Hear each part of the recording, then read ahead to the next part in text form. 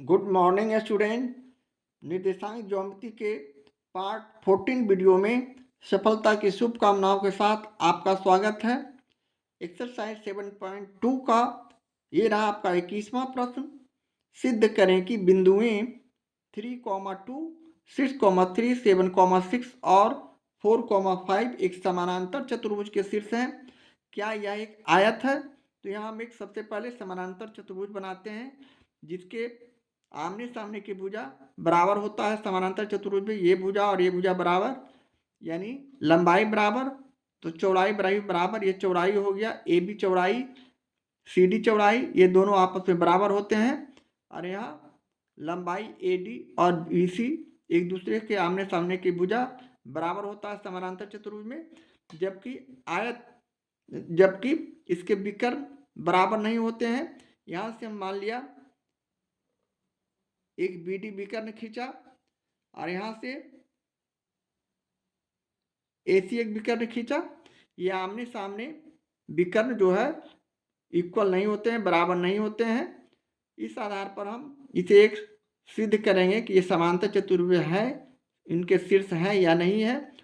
जबकि यहाँ एक आयत के बारे में पूछा जा रहा है, आयत में हमारा विकर्ण इक्वल होना चाहिए। तो चलें सारी चीज उसी तरह, और यहाँ भी हम उसे लैंग्वेज के रूप देते हुए मान लेते हैं। यानी मान लिया कि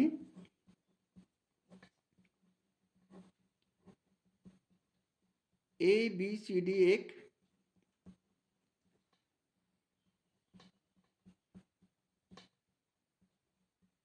समानांतर चतुर्भुज है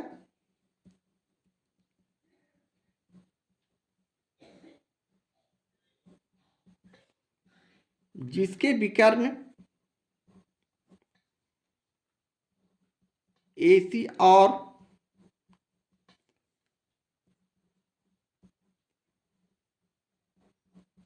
बी डी है, जहां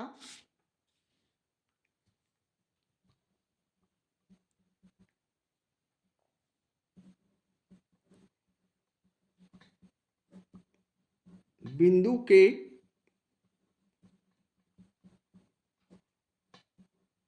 शीर्षों के निर्देशांक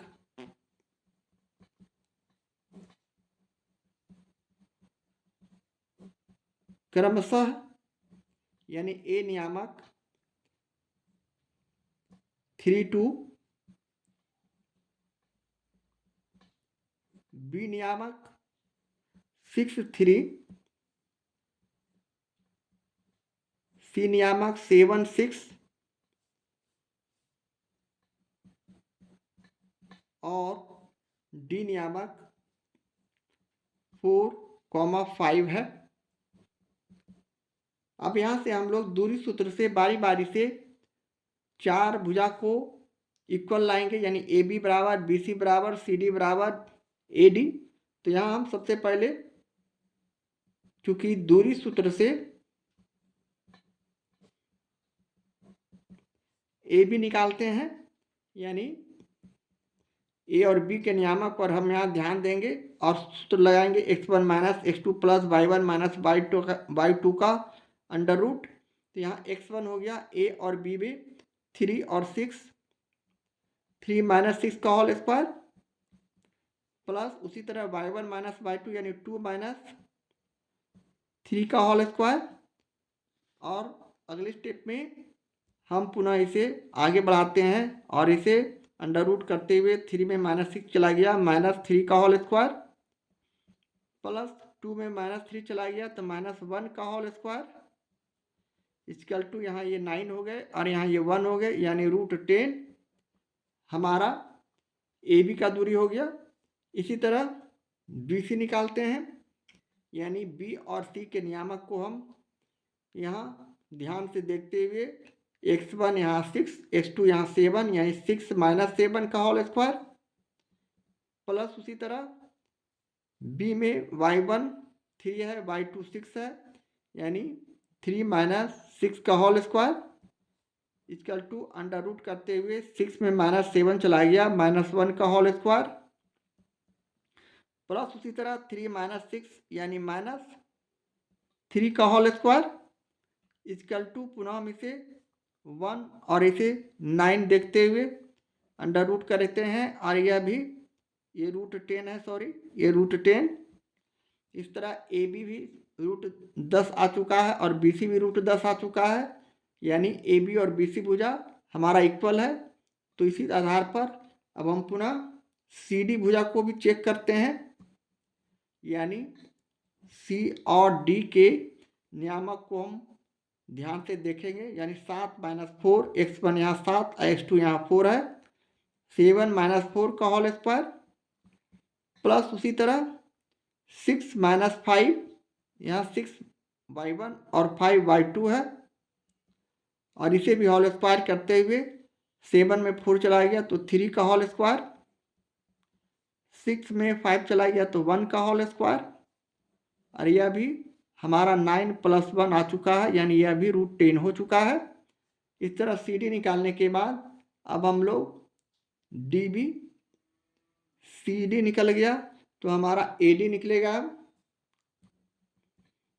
अब लास्ट भुजा ए डी का भी हम उसी तरह ए और डी के नियामक पर ध्यान देंगे।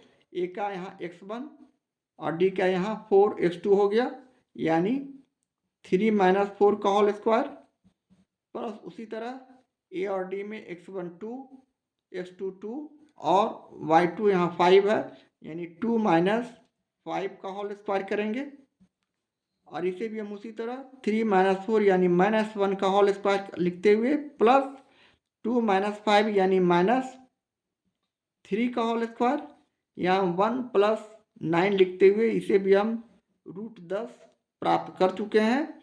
अब हम इसके विकर्ण की जांच करेंगे। यहाँ भुजा तो इक्वल आ चुका है, √10 √10 √10 और √10। अब इसके विकर्ण की जांच करने के लिए हम इसके विकर्ण को लिखेंगे, यानी AC = BD। यहाँ विकर्ण हमारा AC और BD है। यहाँ हम A और C के नियामक पर उसी तरह दूरी सूत्र से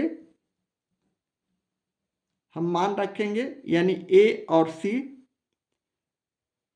यहाँ A और C हमारा हो गया x1 यानी 3 - 7 का होल स्क्वायर प्लस उसी तरह 2 -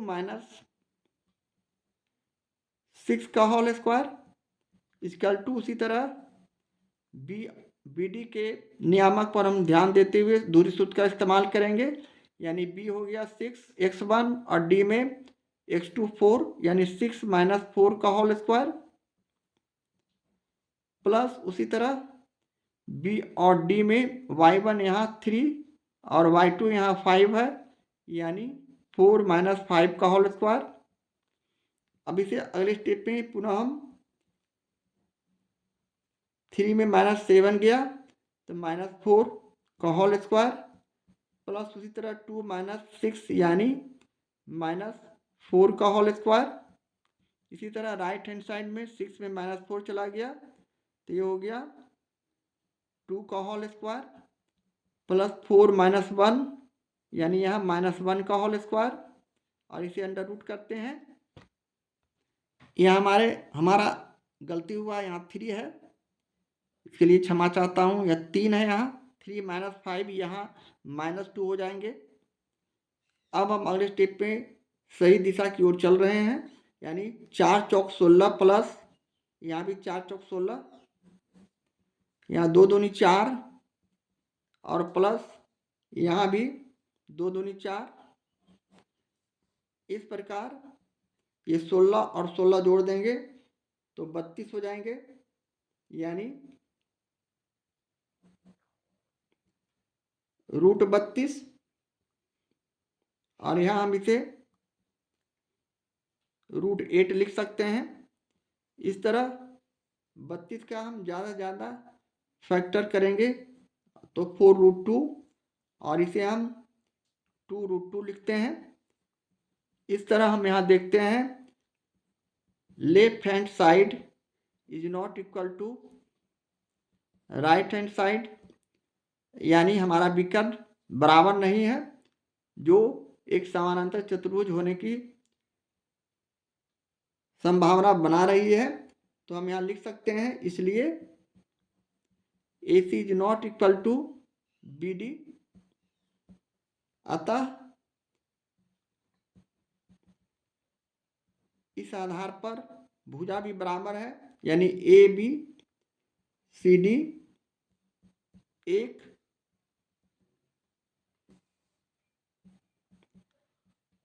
समानांतर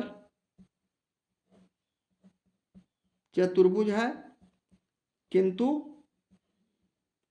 आयत नहीं है, क्योंकि आयत में विकर्ण बराबर होना चाहिए। यहाँ विकर्ण बराबर नहीं है,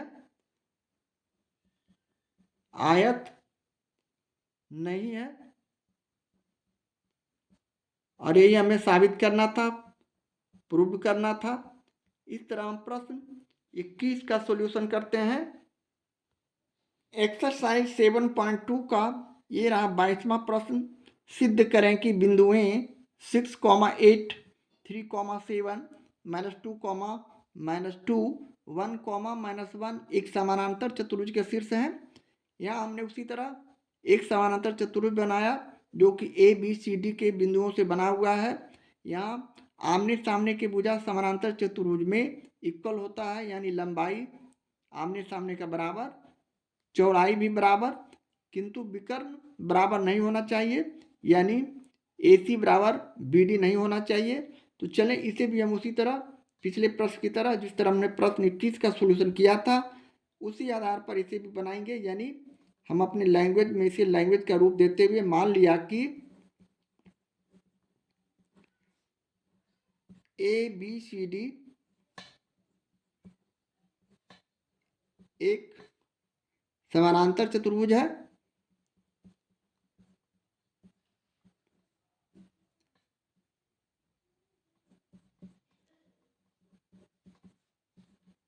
जिसके विकर्ण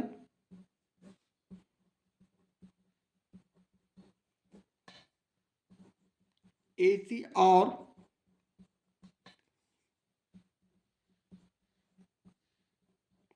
BD है, जहां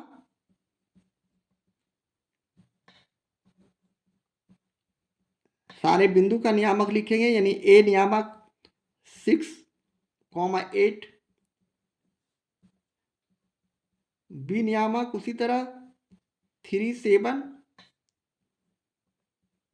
C नियामक -2, -2 और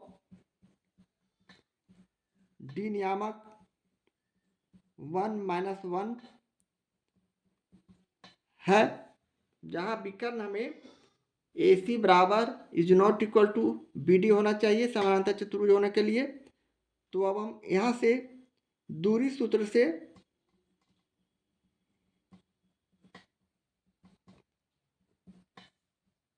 AD बराबर BC निकाल सकते हैं। यानी हम यहाँ से सबसे पहले AB बराबर CD निकालेंगे, यानी चौड़ाई। तो इसे हम लिख सकते हैं AB इक्वल टू CD या DC, कुछ भी हो सकता है। अब यहाँ से अब हम लोग ये जो चौड़ाई है, आमने सामने की भुजा बराबर, ये दोनों बराबर आ जाएंगे, तो हमारा यह भुजा बराबर है। तो यहाँ से दूरी सूत्र के आधार पर हम इसे लिख सकते हैं, यानी A और B के नियामक पर हम ध्यान देंगे। A और B यानी 6 - 3, यहाँ x1 और x2 हो गए, प्लस y1 - y2 यानी 8 - 7, ये AB का दूरी हो गया। इसी आधार पर C और D के नियामक पर हम ध्यान देंगे। C और D में x1 यहाँ -2 और -1 का होल स्क्वायर, प्लस उसी तरह C और D में y1 यहाँ -2 और -1 का होल स्क्वायर करते हुए इसे अंडर रूट करेंगे। और अगले स्टेप में यहाँ 6 में से 3 चला गया तो 3 का होल स्क्वायर, 8 में से 7 चला गया 1 का होल स्क्वायर, और इसका अंडर रूट करते हुए अगले स्टेप में यहाँ -2 और -1 को जोड़ते हैं, -3 का होल स्क्वायर, यहाँ -2 ब्रैकेट के बाहर माइनस है तो अंदर का चिन्ह चेंज करते हुए -1 यानी -2 और +1 करते हुए इसका होल स्क्वायर करेंगे, यानी यह भी हमें 3/9 + 1, जबकि राइट हैंड साइड में यह भी 3/9 प्लस, या -2 में +1 चला गया तो -1 बचेगा, जिसका होल स्क्वायर करेंगे तो 1, यानी लेफ्ट हैंड साइड में हमारा संख्या √10 और राइट हैंड साइड में √10 आ चुका है। इसलिए लेफ्ट हैंड साइड बराबर यहाँ राइट हैंड साइड आ चुका है। इस प्रकार AB बराबर CD हमारा भुजा इक्वल है, बराबर है। पुनः हम इसके लंबाई को निकालते हैं, यानी AD बराबर BC,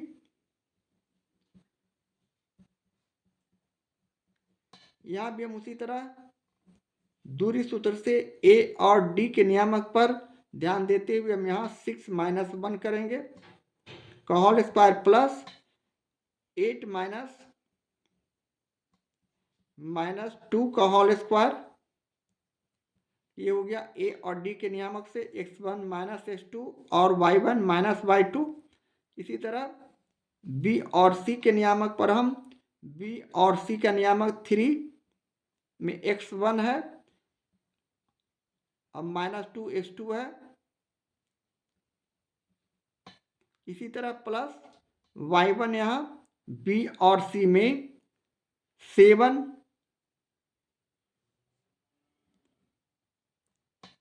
y1 है y1 है और -2 y2 है, इसका भी होल स्क्वायर करेंगे। और अगले स्टेप में हम इसे संक्षेप में 6 - 1 यानी 5 का स्क्वायर प्लस यहाँ माइनस है, अंदर का चेंज करते हुए 8 + 2 करेंगे, यानी यह 10 हो जाएगा। फिर ब्रैकेट के बाहर माइनस है, अंदर का चेंज करते हैं, यानी माइनस का प्लस, 8 और 2 को जोड़ते हैं तो 10 का स्क्वायर, और इसका अंडर रूट करते हुए पुनः हम इसे 3 माइनस, यानी यह +5, 3 में ये प्लस हो जाएगा -2, इसलिए कि ब्रैकेट के बाहर माइनस है, तो 5 स्क्वायर प्लस यहाँ 7 और +2 यहाँ भी उसी आधार पर हो जाएगा, यानी 7 × 2 = 9 का होल स्क्वायर। अब हम इसे अगले स्टेप में यहाँ हम क्षमा चाहेंगे AD का यहाँ नियामक y2 यहाँ 1 होगा, 1, तो यहाँ 1 होने से ये 9 हो जाएगा। अब हमारा जो प्रॉब्लम है सोल्व हो चुका है, यानी इसे हम 25 + 81 और इसे भी हम 25 + 81 लिख सकते हैं, जिसे हम अगले स्टेप में इसे जोड़ देंगे तो ये हो जाएगा √5 × 1 = 6, 8 × 2 = 10, 106, जबकि राइट हैंड साइड में भी उसी आधार पर 106। इस तरह left hand side equal to right hand side आ चुका है। इस प्रकार हम कर सकते हैं AD बराबर BC। अब हम इसके विकर्ण की जांच करेंगे, यानी विकर्ण हमारा है AC बराबर BD होना चाहिए, यानी AC बराबर BD इस समानांतर चतुर्भुज का विकर्ण है। अब उसी आधार पर हम यहाँ दूरी सूत्र से A और C के नियामक पर ध्यान देंगे, यानी 6 - -2 का होल स्क्वायर प्लस y1 यहाँ A और C में हो जाएंगे 8 - -2 का होल स्क्वायर, जबकि राइट हैंड साइड में हम B और D के नियामक पर उसी तरह ध्यान देते हुए x1 - x2 + y1 - y2 लिखेंगे, यानी B का नियामक में x1 यहाँ 3 और D के नियामक में -1 का होल स्क्वायर लिखते हुए प्लस, उसी तरह y1 यहाँ B में 7 और D में -1 का होल स्क्वायर लिखेंगे। और पुनः हम अगले स्टेप में इसे और हल करते हैं, यानी इसका सॉल्यूशन देते हैं तो 6 + 2 का होल स्क्वायर हो जाएंगे, प्लस यहाँ 8 प्लस 2 का whole square equal to right hand side में भी 3 - 1 यानी 2 का होल स्क्वायर प्लस यहाँ 7 प्लस 1 का होल स्क्वायर। इसे पुनः और हम आगे हल करते हैं तो ये हो गया 8 का होल स्क्वायर प्लस ये 10 स्क्वायर अंडर रूट। इसी तरह ये हो गया 2 का होल स्क्वायर प्लस 8 स्क्वायर, और इसे भी हम छोटा रूप में लाते हैं तो 88 64 प्लस 10 दाएं के 100, और इसे 4 प्लस 64, यहाँ हम इसे जोड़ते हैं 64 और 10 को तो 74, 10 दाएं के 100 है सॉरी, तो ये हो गया 164, जबकि राइट हैंड साइड में 64 और 4 यानी रूट 68।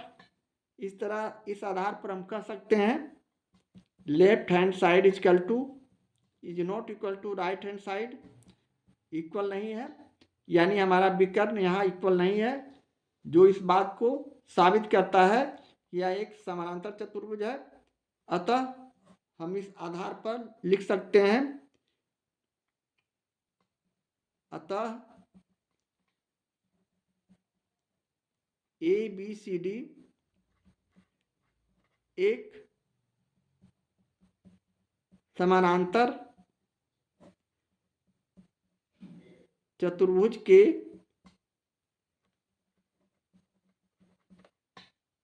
शीर्ष है, और ये हमें साबित करना था। इस तरह हम प्रश्न 22 का सॉल्यूशन करते हैं।